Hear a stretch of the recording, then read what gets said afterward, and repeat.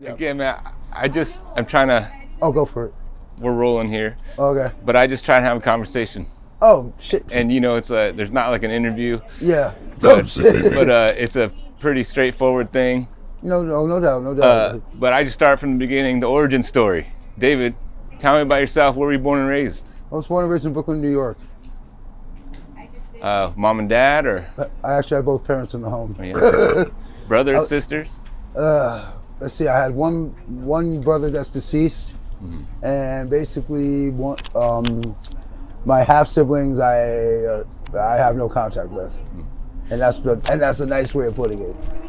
Well, tell me about your home life. What was it like growing up in Brooklyn? Let's see. My parents are kind of strict. Grew up during the '80s when there was like a lot of basically Saturday morning cartoons. Basically, Hanna-Barbera. Yeah. Well, no, that was like when I was new. That was like before my time, though.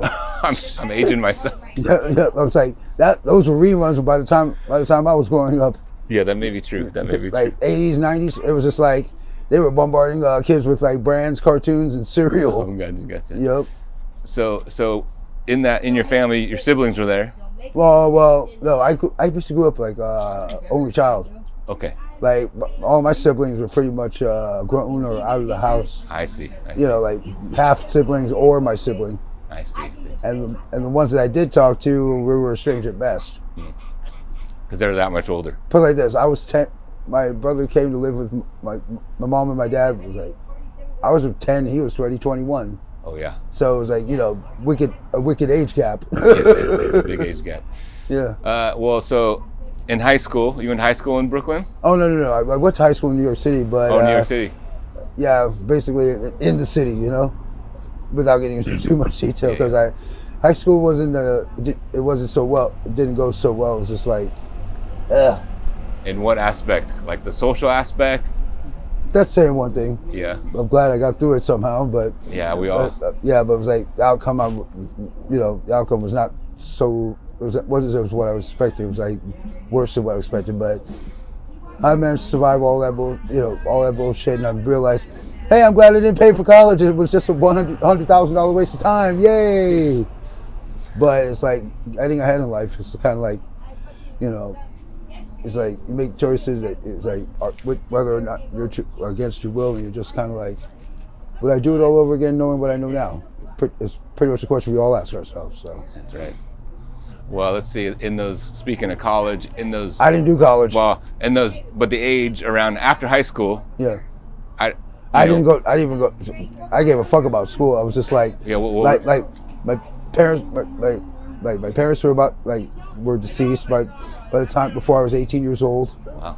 Yeah, things weren't going well in terms of like, my livelihood was great until they got sick, and then they were no longer living.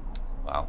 Before you were 18. Yeah, I buried them both before I was 18 years old, and probably the only thing that's kept me going in this adult life is this. I buried them. They didn't have to bury a child. Yeah, that sounds tough. Yeah, so I'm saying, it's like I keep thinking, which one's worse?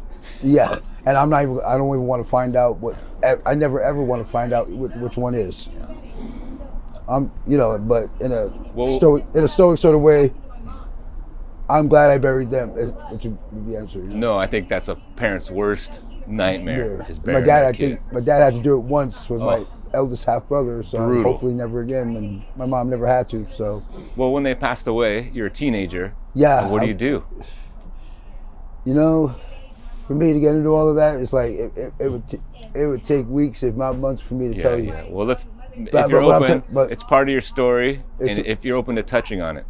Not right now, because it would take a long time. It would take a while for me to explain out, and it would just have to be a really casual setting. Yeah, right on. Understand. Right now, it's kind of like somewhere a path that I go on, but not somewhere where I was so much relaxed, so to speak. Yeah. Well, and I've been in my adult life, I've been indoors, outdoors, and sideways, and this, that, and the other. Yeah. So. Well, I'm curious. Are you housed now or unhoused? Well, now I am, but now you're housed, but you have been unhoused. Yo, for a long, put it like this, like to quote Liz, it was about damn time. Like it took the system long enough. Like it took this whole slew of circumstances, which I don't want to get into, and for things to happen, but it finally did. Well, let's talk about, I guess, maybe the first time you became unhoused. Oh, that was like decades ago. It was like in and out of housing, or like thought I had something that was stable for a year or two, and then it just fall right apart again. So. And that was for decades, you said. Yeah, for over a decade. And now things are finally stable again, where it's like, I'm still kind of in the I'm even though it's been over half a year, and not having to go to the hospital, not worried about where my roof is. It's like, I mean, for certain, it's like it's like a breath off my, just like a weight off my shoulders. Yeah. But like I said, it took them really damn long enough. Yeah. Let's see. When did you transition from New York, East Coast, to the West Coast? Oh, that was over a decade ago. That was almost. And why'd you come to the West Coast? Because I was just like wanted to see the other side of the country, and I was young at the time, and I just didn't find any type of hope where I was at after losing both of my parents within the course of a year. I needed something different. I was going to end up doing something which would be like probably not a good idea, or something to just survive and end up in the system. Yeah. So Gotcha. tried something different. And did you know anybody when you were No, it was kind of like just a blind go. Hop on a bus or fly, or what'd you? Hitchhike, fly. Hitchhike, bus, flew. Well, that was only Alaska, and then worked up there temporarily, and came back down here, and then came back east and came back west. It was like, like maybe I'm stuck here now. Yeah, you kind of. I miss New York, but it's so expensive to live that you can't even visit there. Yeah. I miss it so, and if I come across the means, I will go back in a heartbeat. But still,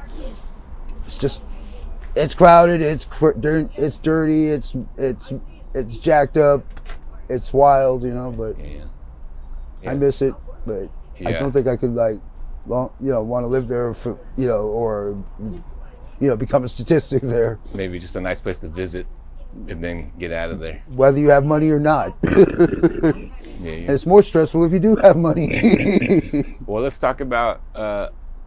You've been in housing for about 6 months. Well, almost a year now. Almost a year. Yeah, over half a year. And how did that happen? You went from unhoused. No. I was in an enhanced shelter, but run by Catholic community, CCS. And you can edit that part out, by the way. That part I don't want to give. Yeah, I was basically unhoused, and I got in there because of medical conditions, and unfortunately, I was in and out of the hospital for that year and a half.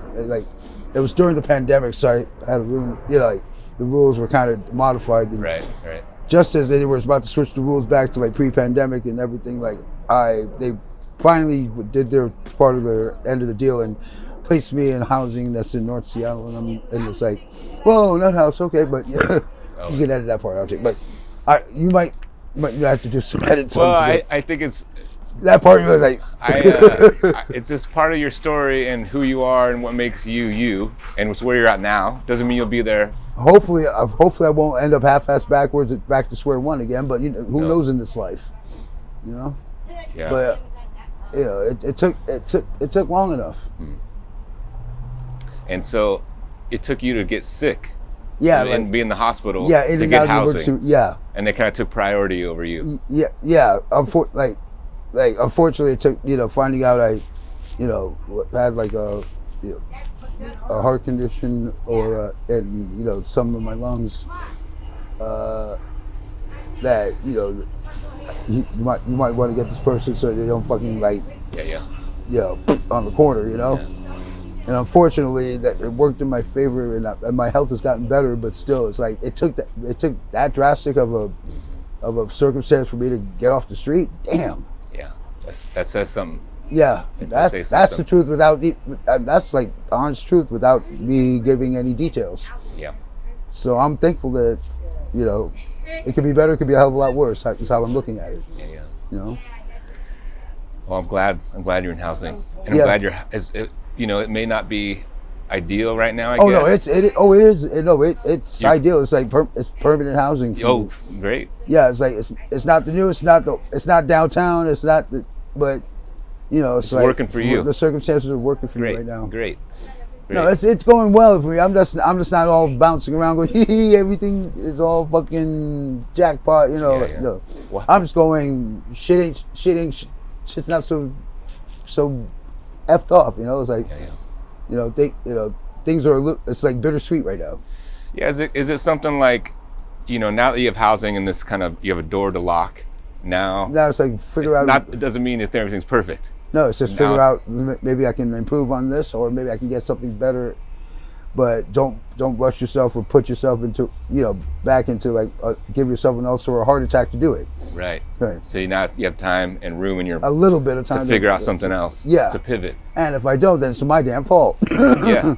Because you're not on the street trying to survive each and every day. Where am I going to eat? Where am I going to sleep, etc. Yeah, I'm stable. It's just right. But thankfully, it's like I have my own little ship, like little studio to just like lock my door and just be like, But and just like have my place to myself and be up, Very important. And now can I improve? Yes. Sure. How was it acclimating? When you first got your place. It ain't nothing. I never lost being,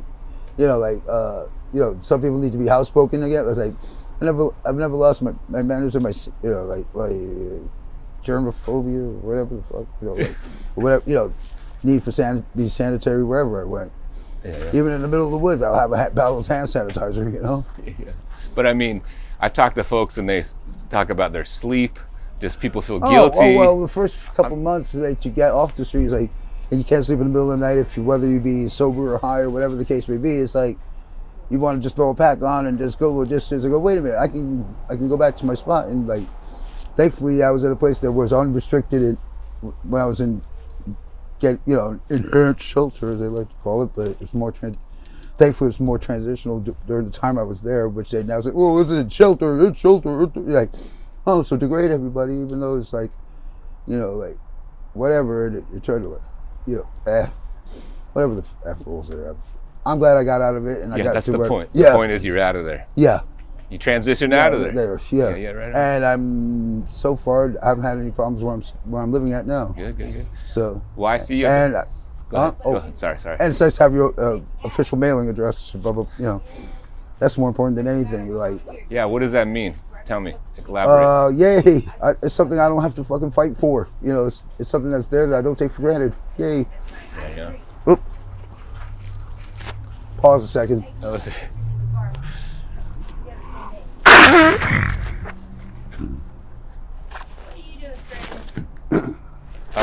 Have a little conversation with David over here.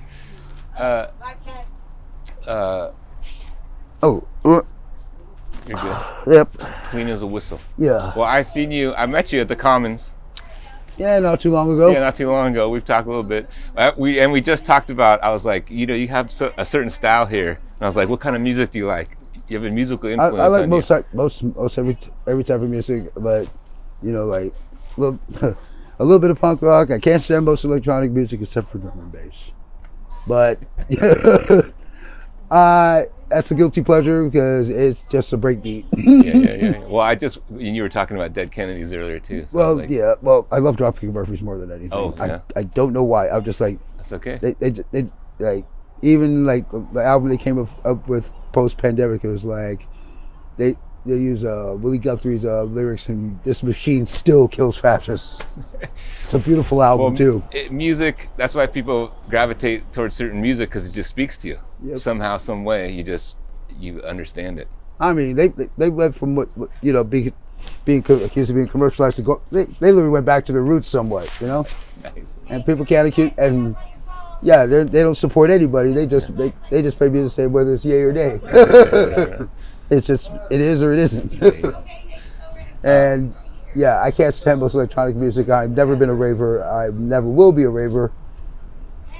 But some dark and break beats, you just can't resist. Oh, you like what you like, and you don't like what you don't like, and you don't have to say why. It's just, Exactly. It's just like you're right. whatever your ear can talk. That's right, man. Ear tunes to. Well, tell me about the Commons. How long you been coming to this place? On and off for like a few years. They were a real help. Like a couple of years. Like they've been a help, especially during the pandemic. They were one of the only places that were open. You know, in terms of hygiene products and like, oh shit. You know. Yeah, right. Like, they were one of the few places that were open, actually. Yeah. One last question I like to ask is, David, is there anything that you'd want to say to the people of Seattle? Get right or get left. I don't know. That's totally fine. Pretty much it. Man. Well, hey, it's good to hear your voice, man. Thanks for sharing part of your story, and definitely. I'm glad we did this. Finally. Yeah, man. And cut. Go ahead. Off. Shoot. All right, I got grab that mic. You have to do a lot. Wait, you have to run a little bit.